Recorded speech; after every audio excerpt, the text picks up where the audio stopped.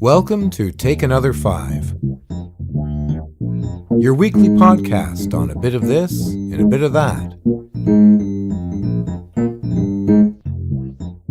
Hosted by Donna Jodhan.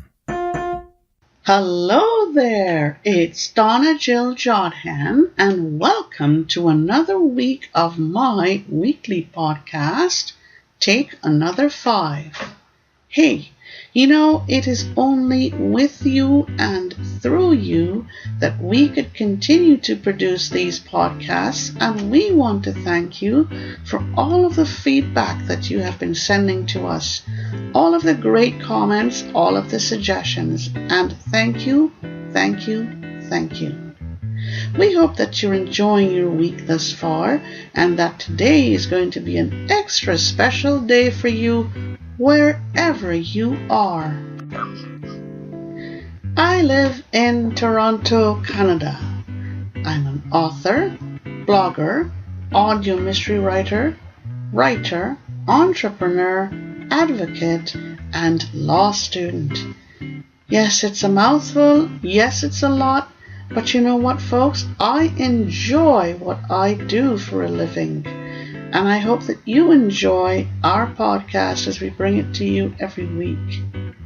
If you are a busy mom with a family to look after, and you're always looking for ways to keep up to date with technology, with entrepreneurship, with scam alerts, then this podcast is for you. Or if you're simply looking for ways to relax yourself after a hard and busy day, this is also for you. Or you are a retiree who is now at home with tons of time on your hands, or you find that you have a lot of time. You want looking for something to do, something to get involved with, then this podcast is also for you. All right then, let me briefly talk about my segments. We have here the kitchen corner, and the kitchen corner is for those who are looking for recipes to help them out when they're in a crunch, an emergency time, if they want to become creative cookers for their family, creative chefs that is, kitchen corner is for you. Take Another 5 with technology is for the one who wants to learn more about those apps that can improve their lives and make things easier for them on the whole. And part 2 of this first segment has things for the person who wants to find those nifty little gadgets to help them out in the kitchen or around the house. Next we come to segment 2, which is the 5 minutes mystery. And what is the 5 minutes mystery all about? It's my attempt to help you relax yourself, allow your imagination to wander and roam, become creative in problem solving. Yes, indeed. Then we come to segment 4, which is the In the End Zone with the Entrepreneur. And this is for the one who wants to get involved in entrepreneurship or who is already involved in entrepreneurship. This segment is for you. And finally, segment 5, staying ahead of bullies and scams. And what this is all about is this. We give you scam alerts every week to help you stay out of the clutches of those pretty awful scammers and hackers. And we also help you to build awareness on bullying.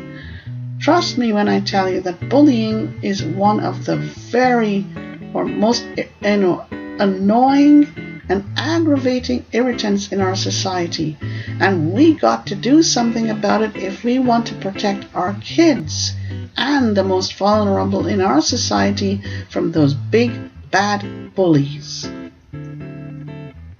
All right, before I move on, I have some thank yous and some kudos to give out again to our producer and our marketer of Take Another 5. First, we have Mike Cicello. Mike is my good old producer. I've known him for a very long time, and Mike is committed dedicated, reliable, and everything good that I could find to say about Mike. You could contact Mike at m_dsmusic@bell.net, or you can give Mike a call at 514-827-9092. Mike has been in business for many years now. He is very, very expert with what he does. He produces podcasts, among other things. He develops courses for music, and he is there to help. So why not contact Mike the next time you're looking for someone to help you with your podcast, to teach you how to get involved in the world of music, and much, much more. And now we come to my favorite marketer, my podcast marketer, another Mike Babcock. And you could contact Mike at www.yourownpay.com. And here's what Mike says about himself. He says, and what I do is coaching blind and small business owners with building their business online and automating the tasks that they do not want to do. That's me. I hate to get involved in those tasks, such as dealing with entities such as Amazon, setting up affiliate pages. It's time consuming, and if I took time to do that, then I wouldn't have time to produce these podcasts. So Mike is my go-to person. Give Mike a call, or I should say visit Mike's website at www.yourownpay.com. Right. Let's go now to the question of the day. And I want to thank those of you who took the time to respond to the question of the day for the past few weeks. Here is the question of the day. What is your favorite meal of the day? Could it be breakfast time, when you have time to sit with the family just before they leave for school and for work? Or could it be lunch, when you're on your own and the family is out at school or the family is out at work, and you just get time to sit down and hear yourself think? Or could it be supper time and the family is home and everybody gets to sit at the table and talk about what went on for the day? Think about it. If you're a busy mom, which of these three meals is your favorite meal? Or if you're a retiree at home and you're just relaxing, which one of these do you like the best? I'd venture mine, and I'd say mine is breakfast. I just love breakfast. All right, it's time for the wrap-up for the mystery from last week. And do you remember what it was all about? The riverfront reunion. Everybody seemed to have wanted good old Brutus Pasqua's dead, because Brutus was not a very nice person. He had raped Kim. He had deprived Milos Mangas of a scholarship, and someone else he had done the same thing to with regard to business. So, let's see who done it. You know what? It was Kim who had done the deed. She had not managed to slip her pills into Brutus's coffee, but was determined to accomplish the deed. She had followed Aidan and Brutus, and remember now, Aidan was another one who had wanted Brutus dead, and he was the hotel manager. All right? So she had followed Aidan and Brutus to Brutus's suite. She had had no difficulty slipping into the suite, because Aidan had been busy with Brutus. She had watched as Aidan had helped Brutus to partially undress. She had seen Aidan offer the nightcap to Brutus. But, like Milos, Aidan had also chickened out at the very last minute. Kim had waited until Aidan was gone, and then she had stepped out of the shadows and gently took the nightcap from Brutus's unsteady hand. She had emptied her bottle of amphetamines into the glass and had proffered it again to Brutus and had guided the glass expertly to his lips. Of course, she had put some liquid into the glass as well to help the pills melt quickly. And she had watched as he had started to drink it. He did not drink too much before he had started to go into convulsions. Kim had taken the glass from him, quickly wiped her prints off of it, then had placed it on a night table close by. She had then guided Brutus's convulsing body onto the bed and stood there for a minute or two looking down at him.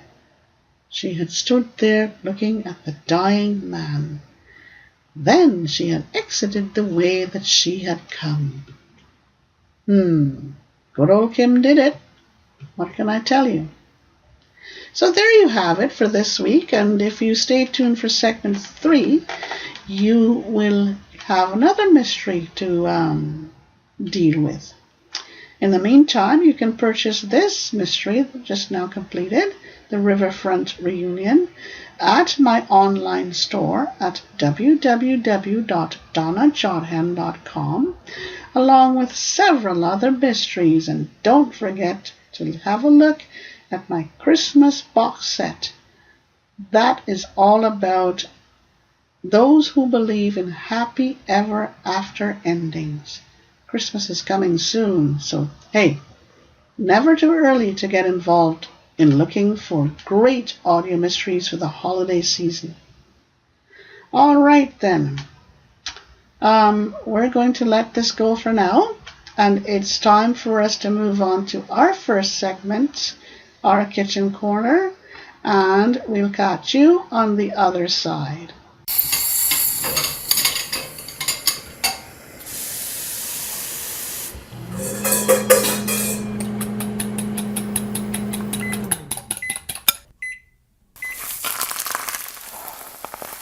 Welcome to my kitchen corner. Hey, it's Donna Jodhan, and welcome to segment 1 of our weekly podcast, Take Another 5. And it's time to start cooking up a storm. Who doesn't like to cook? I think most of us love to cook in our very own way. And for those of you moms who are always looking for ways to satisfy the insatiable appetites of your family, this segment is for you. Or if you're at home with lots of time on your hands, if you are a retiree, or you're simply just, looking for ways to fill your time, this segment is for you. I cannot start without thanking my very good friend Mama Peach, aka Melanie. Melanie has been very, very generous in sharing her library, her vast library of recipes. And for this week, let's start off with the low-fat cookbook category. And it's all about appetizers. Bagel chips. You need a 1 low-fat bagel and try assorted flavors, okay? Non-fat butter spray, 1/8 teaspoon of garlic powder, 1/8 teaspoon of Cajun seasoning. Slice your bagel into 1/4 inch thick rounds. Place in microwave bowl and cook on high for 1 minute. Gently stir. Continue to microwave in 1 minute increments, stirring after each minute, approximately 3 minutes. Watch carefully. The chips should be crisp If over microwaved, char spots will appear. Remove from the microwave and spray with butter spray and sprinkle with garlic powder and Cajun seasoning. Okay, so this recipe should not take more than 3 minutes at the most, but you're going to do it in 1 minute increments. This makes great chips for dips and spreads, and it makes 2 servings. All right, so enjoy.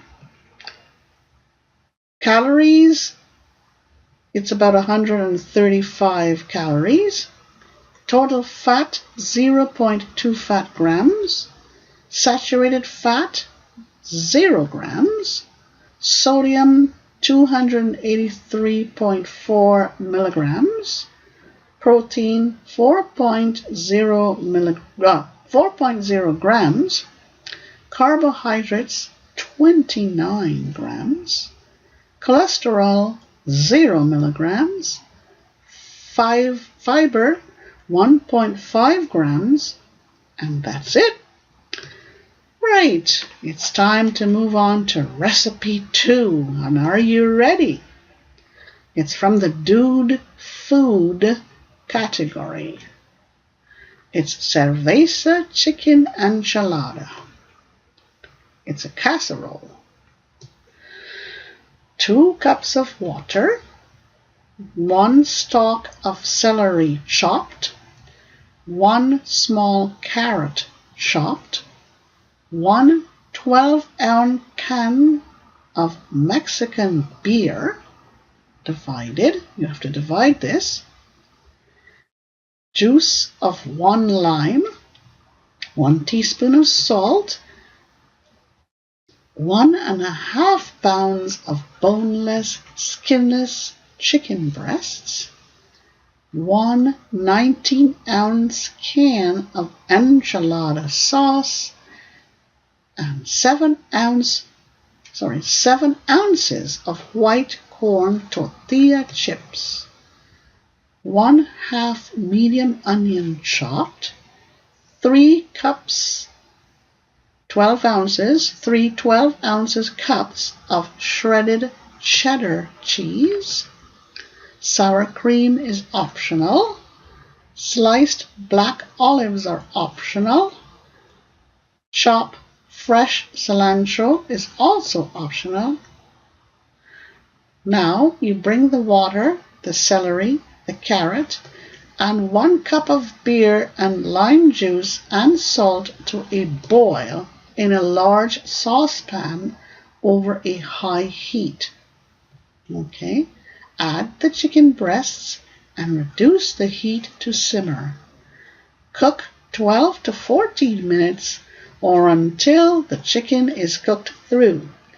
Remove the chicken to the cutting board. Shred to bite-sized pieces when cool enough to handle. Spread 1/2 cup of the enchilada sauce into the bottom of the crock pot. Arrange 1/3 of the tortilla chips over the sauce.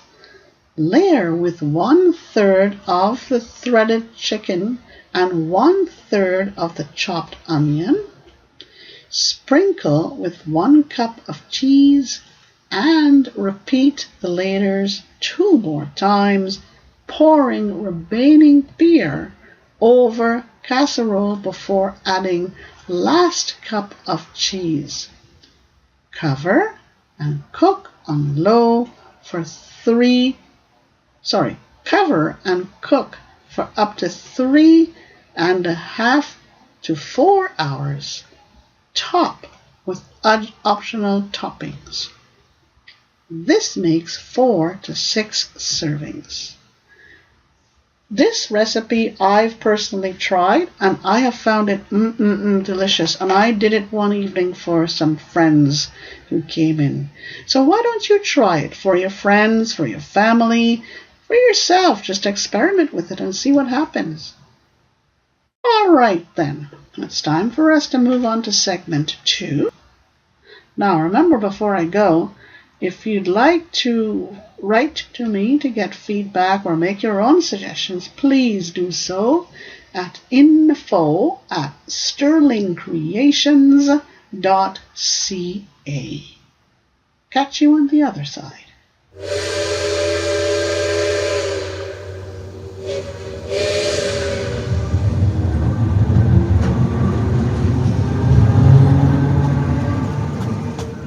Time to take another 5 with technology. Hey, it's Donna Jodhan, and welcome to segment 2 of our weekly podcast, Take Another 5. And it's time for our technology segment. Well, I want to start off with this very interesting app that I found, and I think this app can definitely help if you're a train traveler and you travel a lot. You could be traveling on your own, you could be traveling with friends, you could be traveling with family. I think this app is going to be very, very useful for you. This app was taken from a book called Out and About. It is all about our favorite iOS travel apps. And it's a wonderful, wonderful book written by Judy Dixon and Doug Wakefield. So folks, this is taken out of their book, and I'm very, very honored and privileged to be doing this because this book, you need to get this book. You can get it from the National Braille Press. Please go to nationalbraillepress.com and you would be able to find this book on their website. All right? Good. The URL for this National Braille Press is www.nbp.org/bookstore.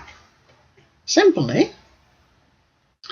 This app is Amtrak's what we call do-it-yourself trip planner and ticket purchasing application for iOS devices.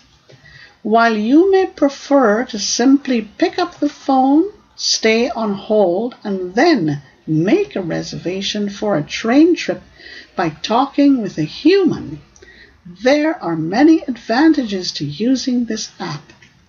No waiting on the phone. You can do your planning anytime, day or night.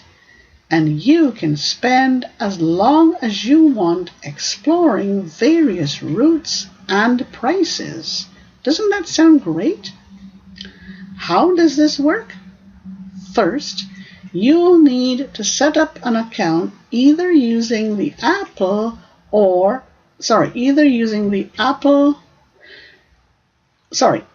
let me start again. I'm getting all excited here. How does this work? First, you'll need to set up an account either using the app or a computer. You'll enter your email address and create a personal password.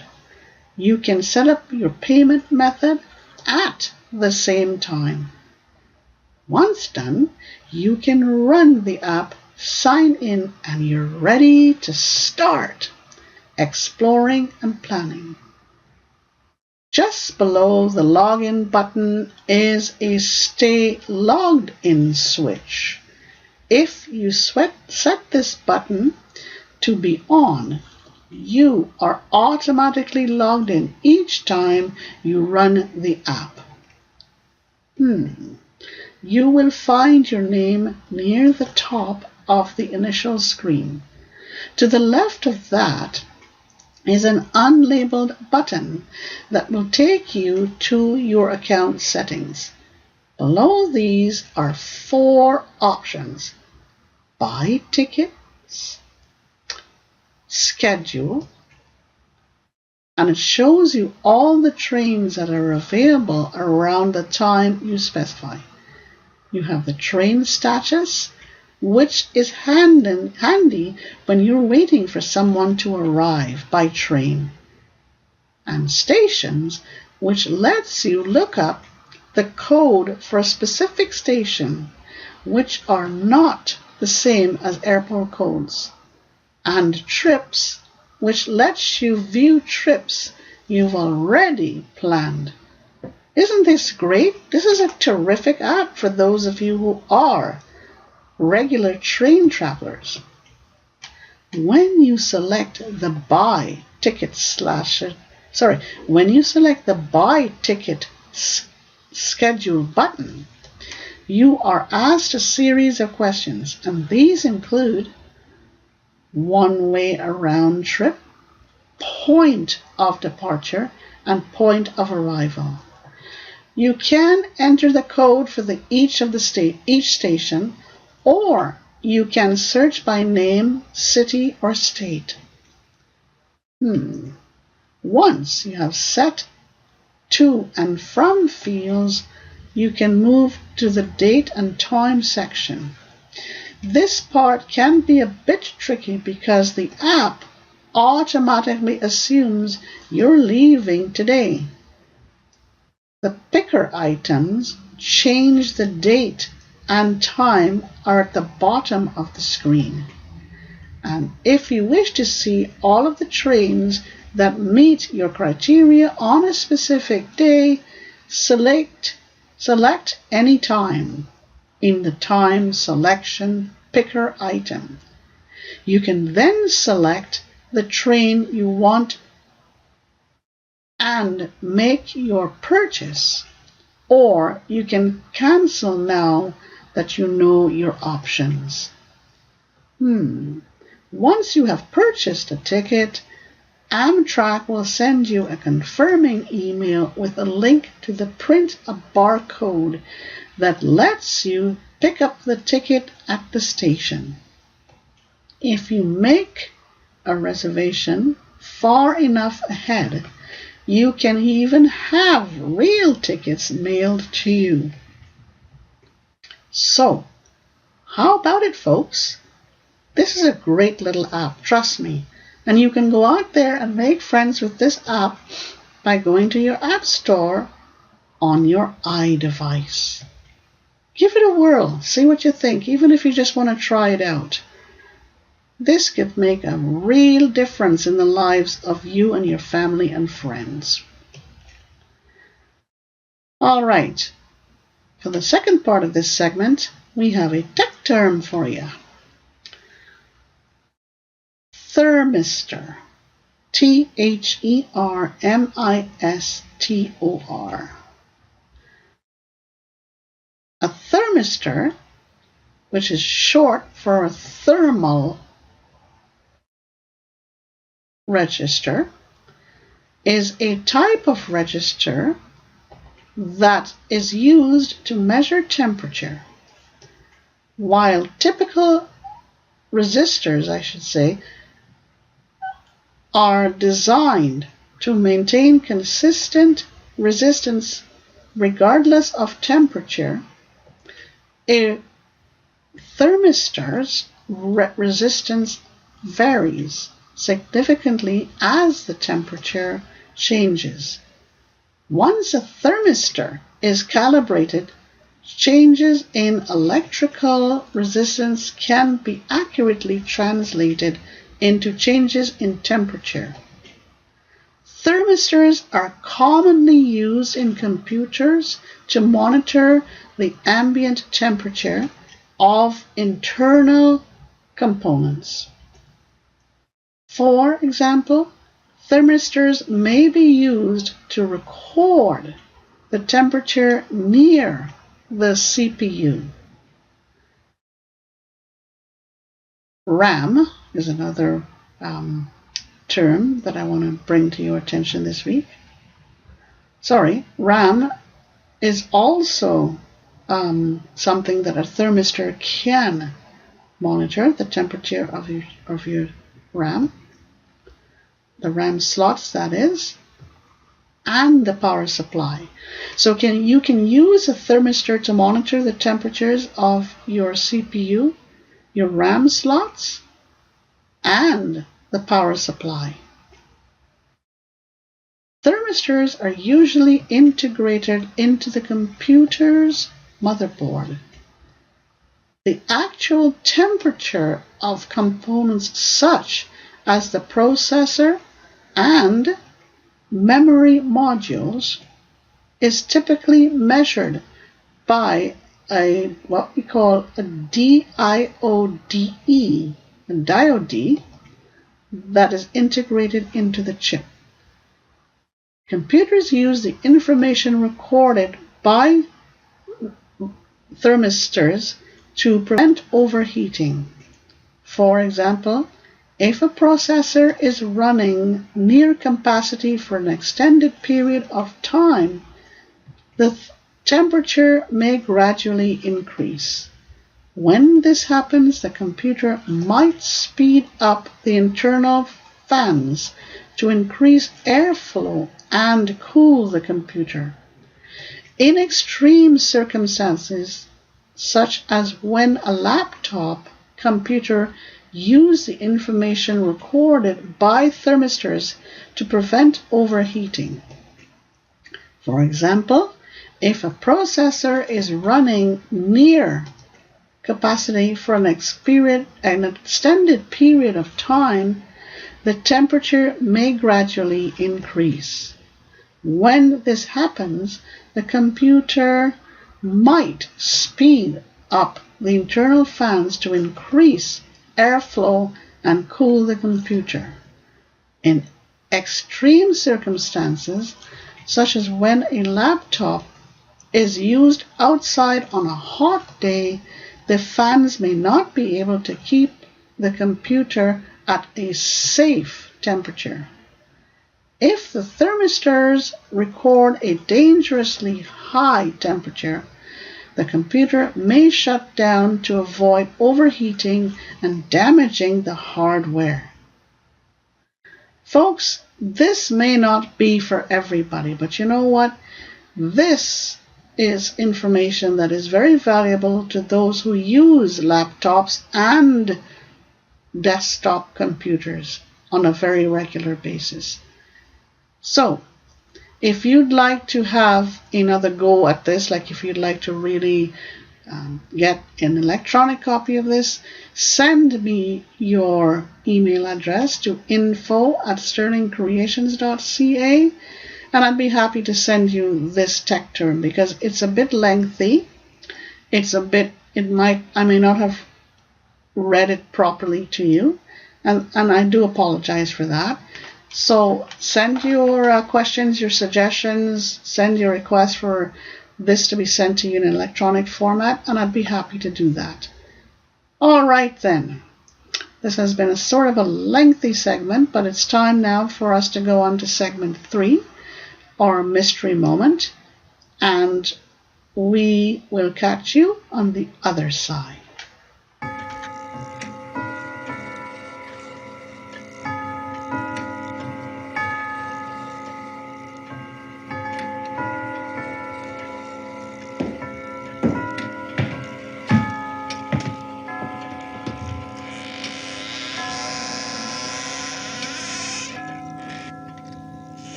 Hi again, it's Donna Jodhan, and welcome to segment 3 of our weekly podcast, Take Another 5.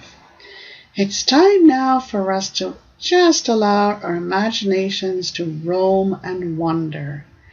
Relax, just sit on your couch and allow yourself to do nothing but just listen to the clues that we have for you this week in this mystery.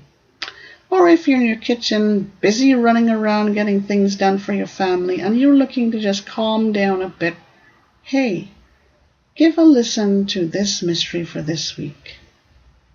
This mystery is available at www.donnajodhan.com, and you can go to my online store. The name of the mystery for this week is The Russian Romeo. All right, here is the description. He was known as the Russian Romeo. Everyone around him loved and adored him. But does that mean that he killed his lover and well-known socialite Natalie Pompey? Or did someone else want her dead? If he did, then why? If he did not, then who and why did they do it? Could this have been a crime of passion? Here's what the scene of the crime looked like. It's a beautiful spring evening, and the sun is rapidly sinking. There is a fresh smell of spring in the air. It is cool, and the fragrance of nearby flowers are ever so present. The grass is damp and is of a lush green color. Some of the leaves are glistening with dewdrops. The surrounding trees are all in full bloom. The crickets are already chirping, and the birds are already in their nests for the evening. Ryan, a crime scene investigator, has been called out to a disturbing scene. The body of a female lies on the grass close to a huge elm tree, and her car is close by. The driver's window has been shattered, and both front doors of the car are open. There is blood all across the front seat and outside of the driver's side of the car. Well-known socialite Natalie Pompey has been shot dead. What could the motives have been? This seemed to be a crime of passion, where deceit and love affairs are the name of the game, and secrets thrown in for good measure. Who are some of the suspects? One of them is Carlo Pompey, and he was the husband of Natalie Pompey. Another suspect was Oleg Kozlov. He was Natalie Pompey's lover. And the other was Maria Ginsburg. She was Natalie's secretary. Cause of death? Natalie Pompey had been shot in the temple. She had bled to death. Her body had been dragged out of the car and dumped on the grass close to the elm tree. Her body had been found about 2 hours after she had died. All right. Well-known socialite Natalie Pompey had been in the news for the past few months. She had been having a love affair with a well-known Russian ballet dancer, and his name was Oleg Kozlov. The affair had been going on for well over a year. Then, a few weeks ago, her husband Carlo Pompey had found out and had reacted very badly. He was now suing for a divorce. Carlo Pompey was a very well-known film producer and had been married to Natalie for less than 5 years. The couple had had a 2-year-old daughter called Carly. Carlo was also suing for sole custody of Carly. Oleg Kozlov was a very well-known ballet dancer. He had migrated to the West over 15 years ago, and rumor had it that he was a womanizer. Speculation was rampant that he was also married, but no one was really sure. Oleg had gone to great lengths to guard his private life. Maria Ginsburg had been Natalie's secretary for quite some time now. Natalie had come to depend heavily on Maria's services, and Maria had handled all of Natalie's finances and answered most of her correspondence. She was extremely good on the internet, and rumor had it that Maria may have had a huge crush on Carlo. Friends of Natalie had said that Natalie had seemed distracted for the past 2 weeks or so. She had become very depressed and even afraid of something or maybe someone. She had told them of a threatening phone call or phone calls in the middle of the night, and she had thought that someone was following her. Sometime in the early evening, Natalie had received a call on her cell. She had put Carly to bed early, and shortly after this she had gotten into her car and had driven away from her home. The call had come from a throwaway cell phone and had lasted for less than a minute. Emails found on Natalie's laptop revealed the following. Olive Kosloff seemed to be telling the socialite that he had wanted to break off things with her. He was thinking of returning to his native Russia because he was in financial difficulty. And Natalie, in turn, was begging Oleg not to leave her. Oleg was asking her for money in order to keep seeing her. Husband Carlo had wanted a speedy settlement to their affairs. Natalie was demanding a huge chunk of his finances in return for granting the divorce. Carlo had brought in a high-powered lawyer to help speed things along. A mystery person was sending Natalie threatening emails, and they were demanding money from her in return for their silence. They would reveal a secret from her past if she did not pay up. Natalie's cell phone dump revealed the following. An exchange of several text messages between her and Oleg Kozlov. Text messages from a throwaway cell phone to her cell phone.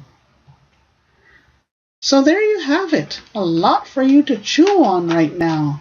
And we'll be back at the end of this podcast to give you some additional clues. In the meantime, sit tight and we'll catch you on the other side for segment 4.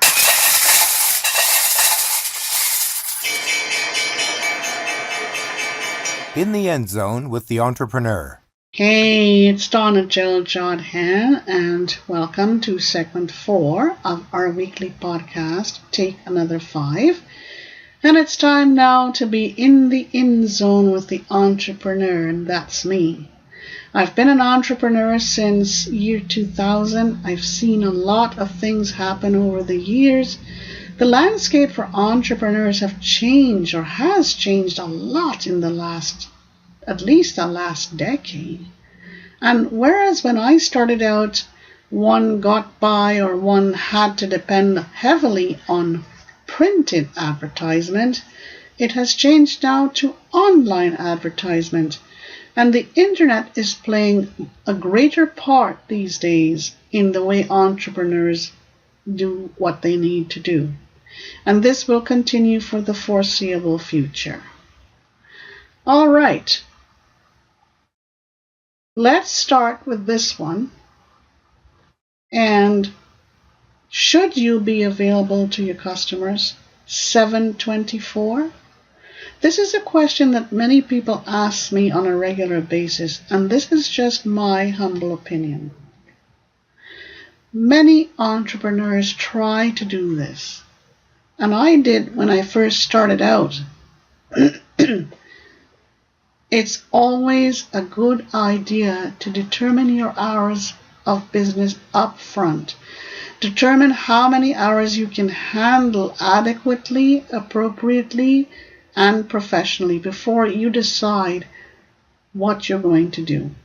It's no use doing a 724 service or offering that type of service to your customers when you can't provide it. And customers will soon find out if you cannot provide it, and this is probably one of the quickest ways to lose your customers. I don't think it's a very good idea to have a 724 business. You need time for yourself. You need time to recharge, regurgitate, refresh your mind, and take time to smell the roses.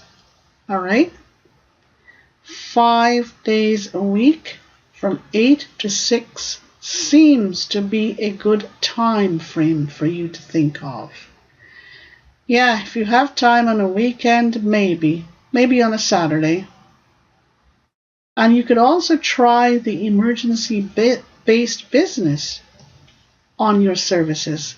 You know, like if it's an emergency, you can provide services, but only in a case of an emergency, right? So again, be careful when you make that commitment.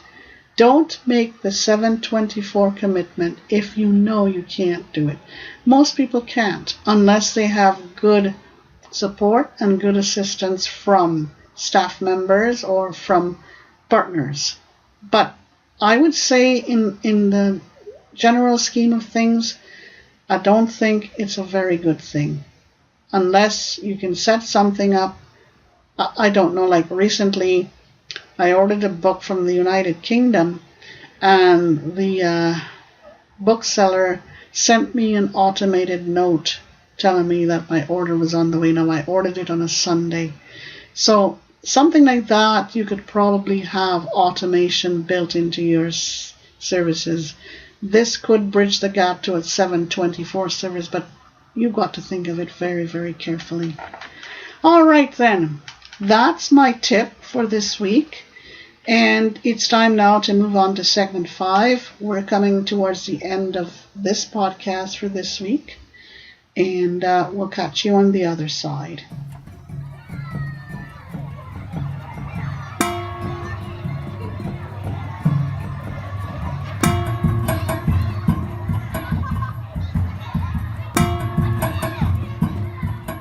Help us beat the bullies and the scams. Hey, it's Donna Jodhan, and welcome to segment 5 of our weekly podcast, Take Another 5. And this is the final segment of our podcast for this week. And we're up now to talking about scams and bullies. Okay? It's all about giving you information on scam alerts that will help you to stay out of the clutches of those terrible scammers and hackers, and helping you to build awareness on bullying. All right, without much more ado, let's get into our scam alert of the week. All right. Your meter is malfunctioning.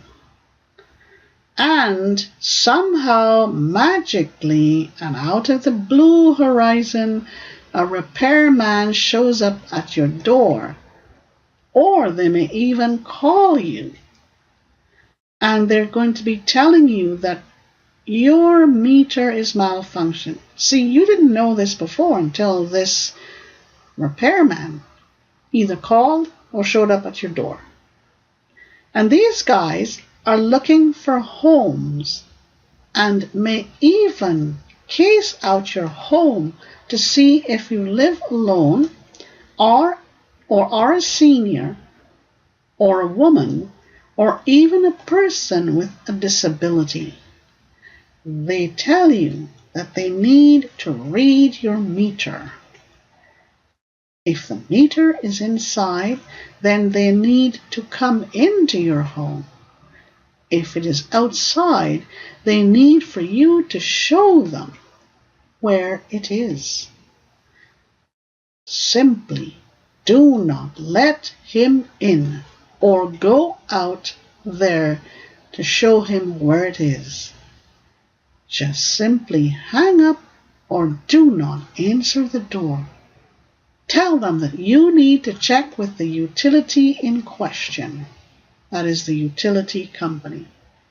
What happens if you let them in?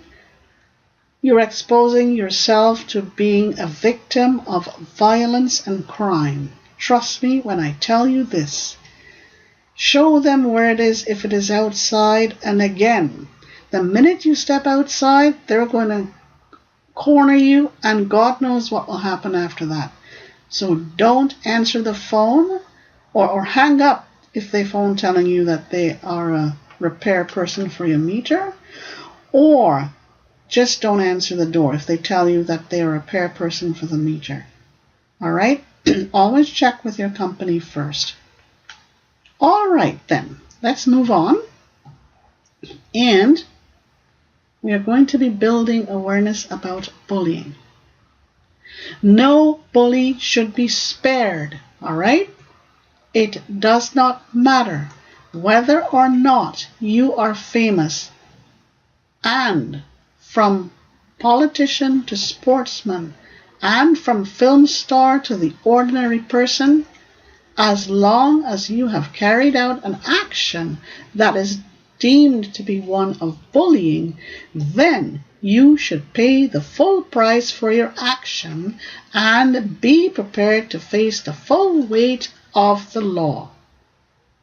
In recent times, we have learned of yet another high-profile sportsperson who, through his actions, can be classified as nothing more than a bully. Yes, the footballer who unfortunately was caught on video some time ago beating his then fiancée unconscious. Call it what you may. Domestic violence, abuse against women, or outright bullying is unacceptable behavior.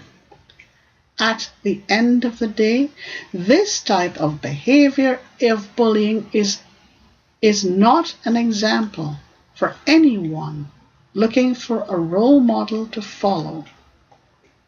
If this is the type of behavior that we are going to continue to either condone or turn a blind eye to, then we ought to be ashamed of ourselves.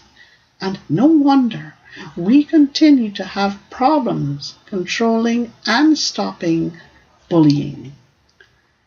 If this is a type of behavior that we continue to expose our children to, then we have nobody but ourselves to blame for the continuing presence of bullies in our society. Yes, we have nobody else but ourselves to blame. And it is time for us to face the sobering facts. All right?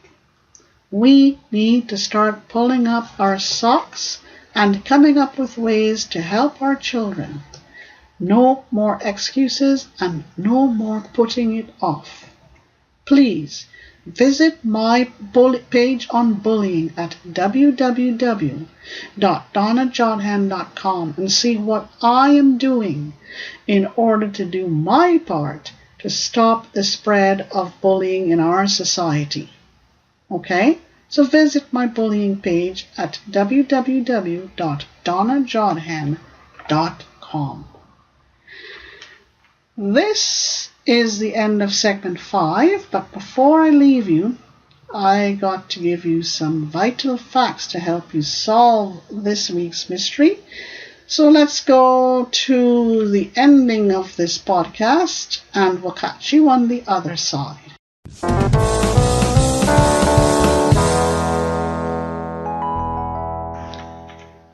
Hello there, it's Donna Jodhan, and I wanted to stop by just before the closing of our weekly podcast, TakeAnother5, to ask you this.